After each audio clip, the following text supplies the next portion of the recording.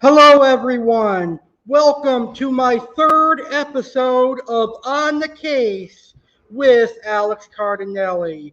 I'm your host, Alex Cardinale. Thank you so much for tuning in. I hope you enjoy today's video. Before we get started, I would like to thank you for watching this video, whether you tuned in live or you're catching the replay of today's video. I greatly appreciate your view. So today I am doing my third episode of On the Case with Alex Cardinale, and my first two episodes have been really successful. A lot of you crime lovers have enjoyed them, so I look forward to doing some more crime shows with you on Monday nights here on my YouTube channel, the legendary Alex Cardinale. All right, so if you guys haven't seen my last two On the Case with Alex Cardinale episodes, just go to my YouTube channel, the legendary Alex Cardinale, and you'll be able to watch the first two episodes under the playlist On the Case with Alex Cardinale. Shout out to my friend Jeff, who is watching us live. He says, bad boys, what you gonna do? What you gonna do when legendary Alex C comes for you? That's a good one. All right, so today's case I'm going to talk about is a rather sad one because it involves a 24-year-old United States Marine who suffered from depression and post-traumatic stress disorder that was taken advantage of by two prison inmates, and unfortunately it led to his suicide and death. And I'm going to go over all the details with you. Today, I'm going to be talking about the tragic death of USA hero Jared Jones. Now, I first came across this case on the Investigation Discovery series, Web of Lies, and I became interested in this case and I researched it. And ultimately, I feel terrible for Jared Jones and his family. Here he is fighting in the military to provide us American citizens a good life. And ultimately, he gets taken advantage of by lowlifes, and he feels like he has no other choice but to commit suicide. And I'm going to tell you all the details. So before we get started, if you want to be part of today's video, I encourage you to do so. If you want to share your thoughts on this case, or if you want to share what you know about this case, post them in the comments below, and I would love to hear your thoughts or what you know about this case in the comments below. That being said, let's go ahead and get started. So I'm going to start by talking about what you need to know about this case. So this case centers around Jared Jones, and Jared Jones was 24 years old. He was a military veteran who was a father of two young boys. He was a Tampa Bay Buccaneers fan, and that's pretty cool that he was a Tampa Bay Buccaneers fan. It's very tragic he lost his life because he could have seen the Tampa Bay Buccaneers win the previous Super Bowl, and the Buccaneers doing great with Tom Brady. But he was diagnosed with depression and post-traumatic stress disorder, but was doing better with his family. A lot of the United States Marines and former Marines are often diagnosed with depression and post-traumatic stress disorder, so that doesn't surprise me. Now, Jared had a German Shepherd that he loved very much. He also has a twin brother named Jacob Johns. He shared an apartment with his brother, and that is where he eventually committed suicide.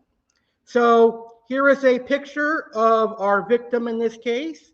This is Jared Jones, a 24-year-old United States Marine. So that's a picture of what he looked like, a very handsome young man, if I must say so. All right, so that's the beginning of what you need to know. So Jared Johns had decided very early on that he was going to be a soldier. His parents stated that the 9/11 attacks were the reason he chose to serve in the Army. Just 2 months after graduating from high school, Jared had left for basic training and was eventually deployed to Afghanistan in June 2013. He had injured himself over there and was back home in Greenville, South Carolina. In October 2015, his father, Kevin, had stated that Jared had once tried to take his own life by ingesting pills while stationed in Germany. But once back home, things seemed to have taken a turn for the better. Jared had two sons, Liam, who was born in May 2016, and Jackson, who was born a year later in April 2017. Jared was talking to a young girl he had met on a dating app.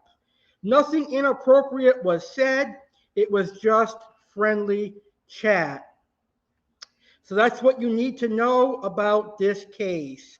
Now we are going to get into the most important part of this case, and we're going to get into how the suicide happened and the actual crime that was committed. So here we go.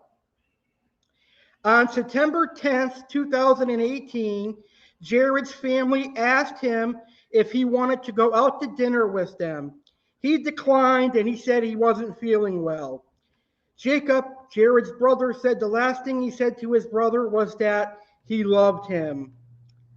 On September 11th, 2018, ironically, September 11th, 2001 was the day that Jared decided he wanted to be a soldier. But on September 11th, 2018, Jacob said he got a weird feeling at work when he hadn't heard from Jared, his brother, all day.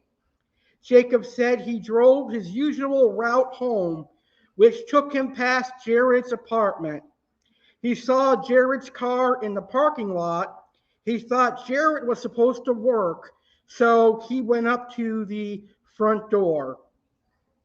The door was slightly open, so Jacob went inside and called out to his brother. He tried his brother's bedroom door, and it was locked. When Jacob turned around, he saw a note on the whiteboard, and it read, and I quote, "I'm sorry I messed up. I love you all. This isn't what I wanted. Tell my sons I was a good man. Love, Jared." Jacob said he went back to Jared's door, which he finally was able to open. He found Jared in his bed, and he thought he was just asleep at first. However, Jacob knew Jared was dead when he saw blood on the wall, blood on Jared's shirt, and saw the gun in his brother's hand. Jacob called 911. They asked him to check if his brother had a pulse, and he said no. They asked him if he could do CPR, and Jacob said no, the blood had already dried. The police arrived. They did a routine interview with Jacob and said they needed to take his fingerprints. The police very soon ruled that Jared's death was a suicide and that he had a self-inflicted gunshot wound to the head. Jacob had to tell the rest of his family what happened. Kathy, who is Jared's mother, arrived at the apartment. Jacob said he had to hold her back because she was screaming and trying to see her son. Kathy said she knew something was off about Jared's death, and she said the mama bear in her came out. So while the Johns family was at the scene, Jared's girlfriend Lisa told them that she needed to tell them something. She said that Jared had received a phone call the day before from a police officer. The officer said that these parents were concerned because Jared had talked to their underage daughter on an online dating site. So let's take you back to before the suicide. Remember when Jared was talking to an underage girl on a dating app? Nothing inappropriate was said at all, but this is where the crime took place. The father's name was James Harris, and he wanted to press charges. He had also contacted Jared himself along with his wife. Lisa told the Johns that Jared was scared and up all night worrying. The family said that they would tell the police about it, and the police said they'd look into it because they were in possession of Jared's phone. Cassie said she really wanted the cell phone, and the family didn't get it returned to them until September 27th. Cassie said everything changed when they got that cell phone. They went through Jared's phone. In the phone, there were messages from this underage girl. However, they mostly talked about their lives, and Jared knew immediately that the girl was underage. There were photos sent, but they were just selfies. They weren't explicit. There were also messages from James Harris and his wife. The Harrises confronted Jared about talking to their daughter, and Jared responded that he didn't remember talking to the daughter. Miss Harris told Jared that her daughter told him she was underage and that if he didn't pay them $1,189, he was going to jail. Kathy was shocked, and she said she knew it was a scam when she saw that they asked for money. Jared was asked to deposit the money at 12 p.m. on the day he died. The last thing Mr. Harris said to Jared was, "She is going to the police and you are going to jail." Jared never waited for that response. Unfortunately, he shot himself and killed himself around 12:01 p.m., committed suicide. This was confirmed by Jared's Apple Watch that he was wearing. So basically, unfortunately, he got blackmailed into committing suicide because of the cons that were trying to con $1,189 out of him. That is very, very sad. Here is a man that defends our country, and he gets taken advantage of by common criminals. Kathy decided that if the police weren't going to help her, then she was going to do her own investigating. Kathy, Jared's mother, sent Mr. Harris a message which said, "This is Jared John's mother. I need to speak to you. He can't speak to you anymore because he's dead. He took his own life. Shame on you and your wife and your daughter for doing this to him. I hope he haunts you." Kathy also sent them photos. One was her crying in front of the hearse containing her dead son, and several others were of various family members in front of Jared's open casket. The Johns family was also open with the press and media talking about the scam. Kathy received a Facebook message from a woman online. She said the name Angel Among Us, and she said that her brother knew who was responsible for the scam, but that he needed protection. Kathy asked where her brother was, and she said he was in Lee Correctional. An informant soon called Kathy, which she recorded. The man said he didn't want anything from them, but that he decided to come forward when he saw the pictures of Jared.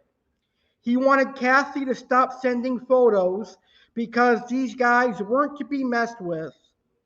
The informant also told the Jones that one of the men played Mr. Harris and one played the police officer. The Johns went to the police with this information. It was looked into, and this sextortion operation is a scheme for prisons called creeping or johning. These men pose as underage girls on dating sites and target military veterans. They somehow are able to get cell phones smuggled into the prison and spoof phone numbers. These inmates were able to spoof the phone number for the Greenville Police Department, which is why Jared believed he was talking to an actual police officer. The police were also able to determine that the phone calls and messages were in fact coming from Lee Correctional. The burner phone had pinged off a cell tower right near the prison. On May 10th, 2019, the police called the Johns family to attend a press conference. The police announced that they had charged two inmates named John William Dobbins and Carl Smith. John Dobbins was actually released a week after he was charged. So he got out of prison, the bastard. He had been in prison for a methamphetamine charge. Carl Smith was in prison for assault and battery. Both of these men have very lengthy records. At first, they both denied having anything to do with the scam. 2 years ago, in 2019, the Johns family drafted a bill called the Cell Phone Jamming Reform Act, asking for states to jam cell phone signals in prison. And I hope this act gets passed because it will prevent other people from getting scammed and other people from taking their lives because they thought that they did something wrong that they did not do. So, John William Dobbins is a free man, even though he did a horrible thing. Carol Smith did plead guilty in May 2021 for blackmail, but he will not serve any additional time for his crime. And that is the tragic suicide and death of USA Marine Jared Jones. Very, very sad case. So he basically committed suicide because he thought that he was sending inappropriate messages to an underage girl, and he thought he was talking to the underage girl's parents, and they were trying to blackball him for $1,189. And he thought his reputation was going to be ruined. People were going to think that he was a pedophile. And already having depression and post-traumatic stress disorder, all those things combined, he probably felt like he had no other choice but to commit suicide. And that's what he did. Very, very sad case. I feel for the Johns family. It's just terrible how some people in this world can be. Jared Johns protected American citizens for so many years. He comes home to have a good life, and then you've got these scumbags, these assholes in prison who try to scam people and get money, and they did that to this poor man. So now I'm going to end today's show by sharing my thoughts on this case. So my thoughts on this case is that it's terrible. It should have never happened. And I just think that the people that did it deserve something bad to happen to them. I think karma is a bitch, and karma will bite John Williams in the ass and Carol Smith as well. A drug addict and a violent person work together to create a scheme to con a military man. How low can you be?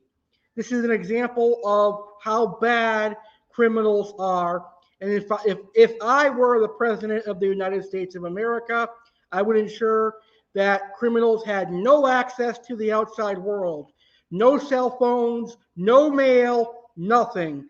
They did the crime. They should serve the time in jail. They should not be able to talk to their family members. They should not be able to have access to the outside world. They should be sitting in the jail cell all day, 24/7, nothing to do but sit there, eat, and rot. That's my personal opinion on this case. This case is very, very sad, and I am a United States citizen. I have a lot of respect for the United States Marines and the United States members and the United States military men and women. So learning about this case was very difficult for me because it hurt and upset me because I am an American citizen and I respect all the Marines out there. So hopefully the Johns family is able to get some closure and enjoy the holiday season. I know it's been a couple of years since this crime took place, but hopefully they're able to enjoy the holiday season. So very, very sad case. And it's an example of how scams can turn into crimes and ultimately death and suicide. One way I can tell a scam is that most people who are scamming will never use proper punctuation, meaning their sentences will never start off with a capital letter. They'll never use periods or question marks or exclamation points. There will be misspelled words, and they will call you buddy or baby, I love you, all that stuff almost instantly, which should be a red flag. And anytime they start sharing photos and trying to get intimate right away, that should be another red flag. So that in itself is another show that I could do, how to tell when someone is a scam. Because trust me, I have fallen victim to people who I thought were real, but they were scam artists. But luckily, I did not give them any money or anything that they wanted. Most of the time, it's either money, Walmart gift cards, or Apple gift cards, which is very surprising. What the hell are you going to do with an Apple gift card? I don't know, but that is very, very weird. So, very, very sad case. All right, share your opinions on this case in the comments. I'm interested to hear what you guys think of this case. So please share your thoughts in the comments. And if you enjoyed today's video, make sure you share today's video. So today is the final On the Case episode of 2021 because next Monday is December 20th, which is the week of Christmas. So that week is a very special Christmas week here on my YouTube channel. And then the week after that is the final week of 2021. So I'm going to do some 2021 recaps. And then January 3rd, I've got a very special interview for Aqua Alex Live that I'm kicking off 2022. So On the Case with Alex Cardinale will officially be back on Monday, January 10th. And I've got 17 weeks planned out. So that's 17 episodes, which is going to last for 17 weeks, which means I've got 4 months of crimes lined up. So from January all the way through April, each Monday night, starting January 10th, I'm going to have plenty of crimes to talk about. So the next episode of On the Case with Alex Cardinale will be in 3 weeks, and that will be Monday, January 10th, 2022, and that will air live at 10 p.m. Eastern, 7 p.m. Pacific. And I will be talking about the Craigslist killer, Richard Beasley. Richard Beasley is a sick individual. He lured men to their death. He promised farm work for struggling middle-class older gentlemen who believed that they were going to be getting a good job, a good home, and good pay on a farm. But ultimately, Richard lured them into the woods where he shot and killed them. So learn about the Richard Beasley case, the Craigslist killer, January 10th, 2022, 10 p.m. Eastern, 7 p.m. Pacific. And be sure to subscribe to my YouTube channel, the legendary Alex Cardinale, for more episodes of On the Case with Alex Cardinale and all my Christmas specials next week. All right, guys, thank you for tuning into this episode of On the Case with Alex Cardinale. I hope you enjoyed it, and I hope you learned a lot about this tragic case of Jared Johns. Merry Christmas and happy holidays. Happy New Year. Alex Cardinale, and On the Case with Alex Cardinale will return in January 2022. Until then, Merry Christmas and have a great holiday. Goodbye, everybody.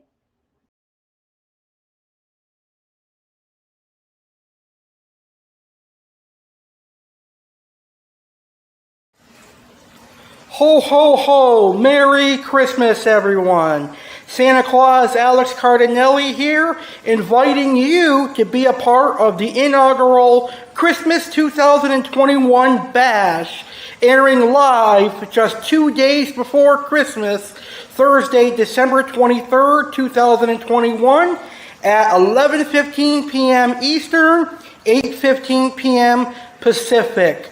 Join me, Santa Claus Alex Cardinale, for a fun Christmas 2021 bash, featuring an appearance from Chef Alex with Chef Alex's best cookie recipes.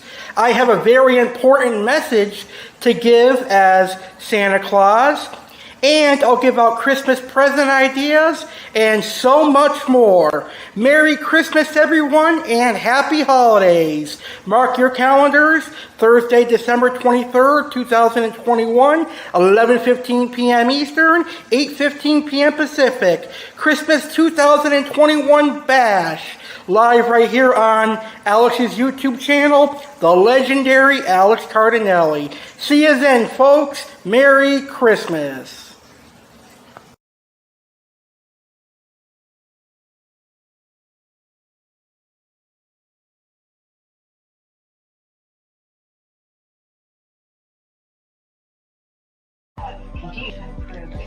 Legendary Alex Cardinale here to announce the legendary Alex Cardinale subscriber giveaway presented by Texas Roadhouse.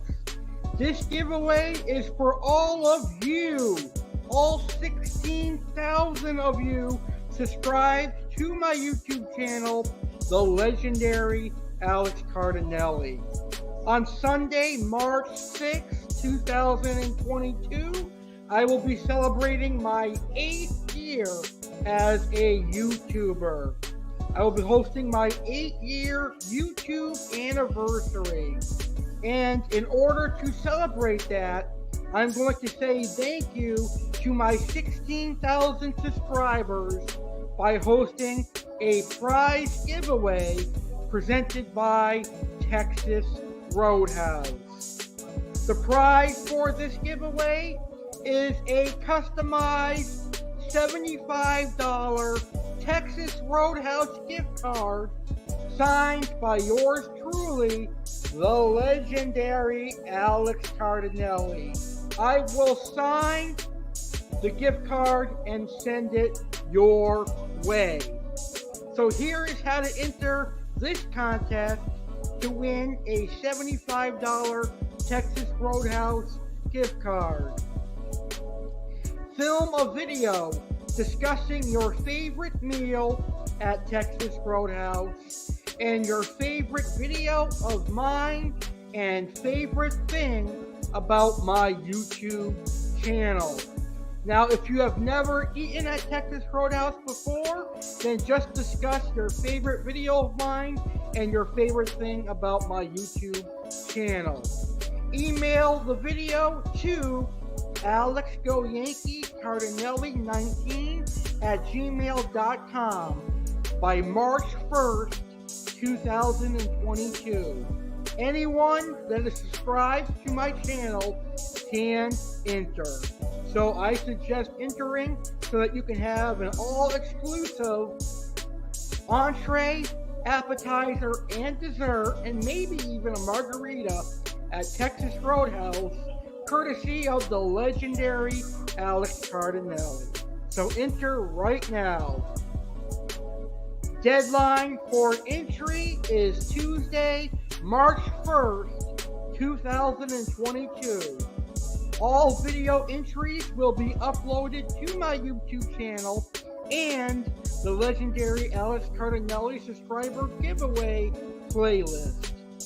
Video with the most likes and views wins. The winner will be announced live on March 6th, 2022 during my 8-year YouTube anniversary. Good luck, everybody. Enter now. Remember, entry's deadline is March 1st. Stay legendary, everybody.